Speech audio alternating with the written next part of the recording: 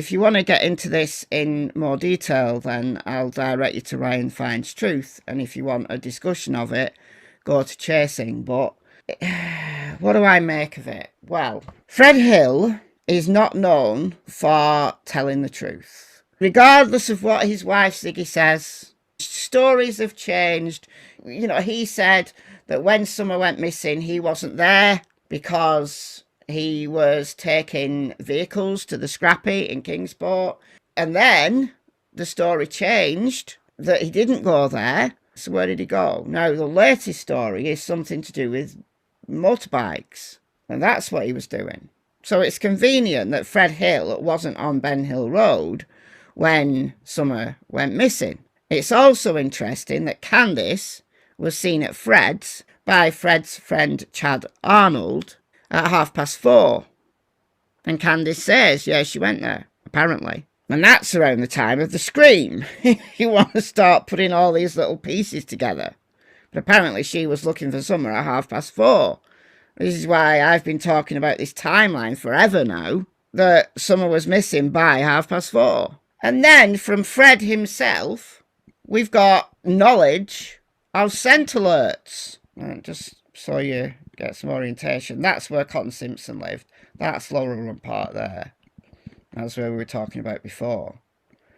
But Fred told Ziggy that a dog hit here, a dog hit down there. So there was a scent alert on one of the properties. There was a scent alert across the road, close to Fred's property. And we've also got these footprints that I've talked about loads.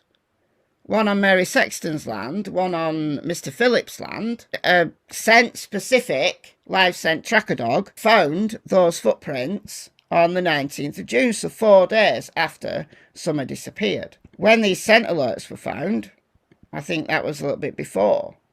But after these footprints were found, there was an all-night search for Summer Wells.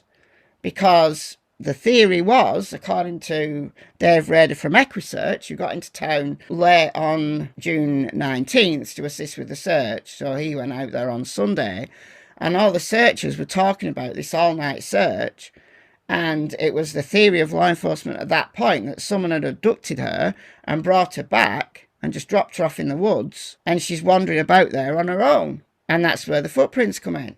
But how did she get high up on a ridge? Now, yeah, little kids can climb, I guess, and she's a country kid. She could get there on her own, I think, with a push. But why would she? Would she be just totally lost and climbing up a hill, thinking it was her hill? Maybe, possibly. But I think it's more likely that someone was carrying her, and that's why there's only like one footprint here and then one footprint there. Someone's carrying her.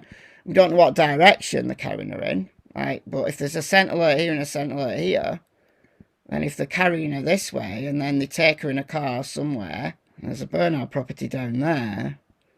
But look, pieces fit together. However, Fred Hill could have been lying to Cotton Simpson. Cotton Simpson's family are, I think rightly, angry with Fred Hill. Now, would they make stuff up? Well, apparently the TBI have Cotton's phone, so no, they're not making stuff up. Unless that's a complete fabrication, all of it is a complete fabrication. Fred Hill was questioned when he was in jail and given a polygraph about Cotton Simpson. The cops are definitely interested in Cotton Simpson. This case has been crazy from the outset. So just because things start tying together because of this information doesn't really help us. Any one of these people could be lying. But it is interesting that from two kind of lines of inquiry, so to speak, Morrison Cemetery has been brought up. And you've got to admit that that is concerning. Now, it begs the question, why haven't TBI investigated the claim that Summer's body, or maybe part of Summer's body, is hidden in a grave? Why haven't they got a warrant and the necessary permissions to dig that grave up? It's bad for the family of the guy who's in there, I understand that. That they'd have to be, I think, ultra convinced that there was remains down there before they would do it.